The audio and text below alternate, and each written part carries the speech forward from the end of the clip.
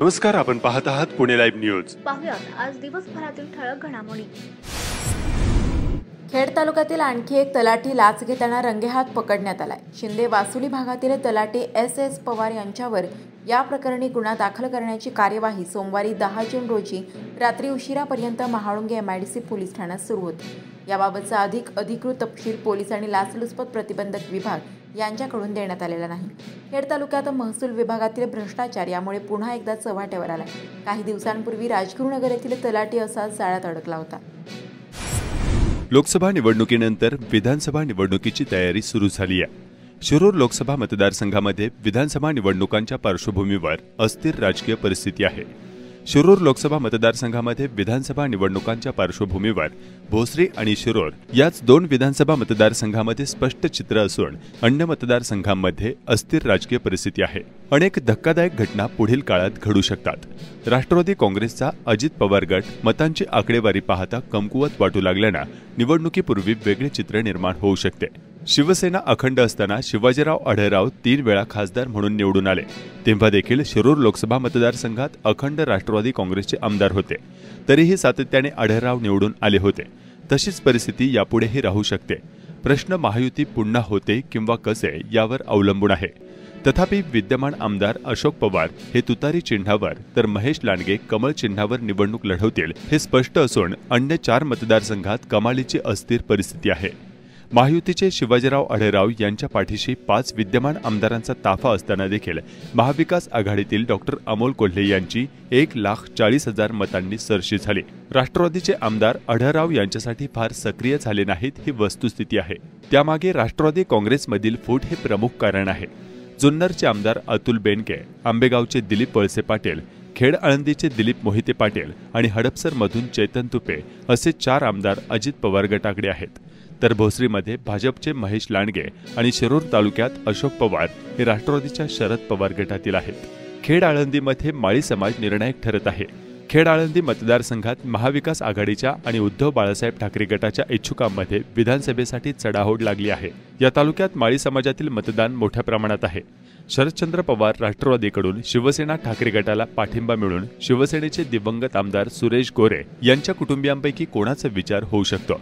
विधानसभेसाठी पूर्वीपासून तयारी करणारे शरद पवार गटाचे सुधीर मुंगसे, भाजपमधून राष्ट्रवादीचे शरद पवार गटात आलेले अतुल देशमुख हे प्रबळ इच्छुक आहेत।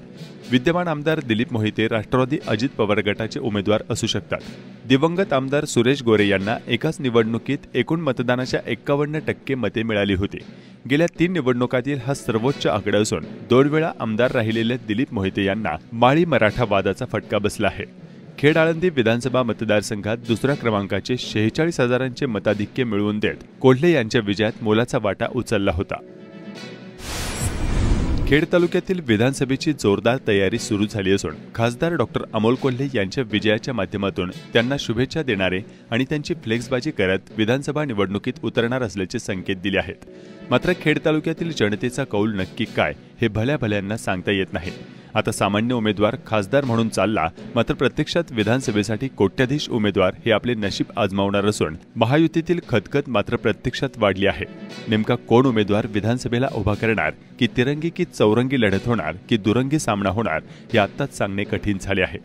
जनतेत अनेक नावांची जोरदार चर्चा असून शिवसेना उद्धव ठाकरे यांच्या पक्षाच्या वाटेला ही जागा जाणार की राष्ट्रवादी शरदचंद्र पवार गटाच्या वाट्याला ही जागा जाणार, तिथे पण अतुल देशमुख की सुधीर मुंगसे यापैकी कोण उमेदवार हे स्पष्ट झालेले नाही। तसेच शिंदे शिवसेना गटाचे तालुका अध्यक्ष यांनी नुकताच पूर्वाश्रमीचे काँग्रेस पक्षातून उपसभापती पद पटकावले व आता शिवसेना ठाकरे गटाचे नेते असलेले अमोल पवार यांच्या उमेदवारीवर संमती दर्शवून त्यांना उमेदवारी भेटली तर त्यांचा प्रचार करणार असल्याचे जाहीर केले आहे। शिवसेना ठाकरे गटातून बाबाजी काळे, अशोक खांडेभराड यांच्या देखील नावाची चर्चा होत आहे। शिवसेना शिंदे गटातून जिल्हाध्यक्ष भगवान पोखरकर व स्वर्गीय आमदार सुरेश गोरे यांचे बंधू नितीन गोरे हे देखील उमेदवारीची घाट भरवू शकतात। अशा परिस्थितीत भाजप जिल्हाध्यक्ष शरद बुट्टे हे देखील विधानसभा निवडणुकीत उतरणार असल्याचं नुकतंच त्यांनी त्यांच्या वाढदिवसानिमित्त लावलेल्या फ्लेक्सबाजीतून जाहीर झालं होतं। आता विद्यमान आमदार दिलीप मोहिते पाटील यांनी मागील निवडणुकीत ही माझी शेवटची निवडणूक असे जाहीर करून बसले होते, तरी त्यांना महायुतीतून उमेदवारी निश्चित असल्याचं चित्र स्पष्ट आहे। अनिल बाबा राक्षे यांची विधानसभा निवडणुकीत उतरणार अशी सुप्त इच्छा असल्याची चर्चा सुरू आहे।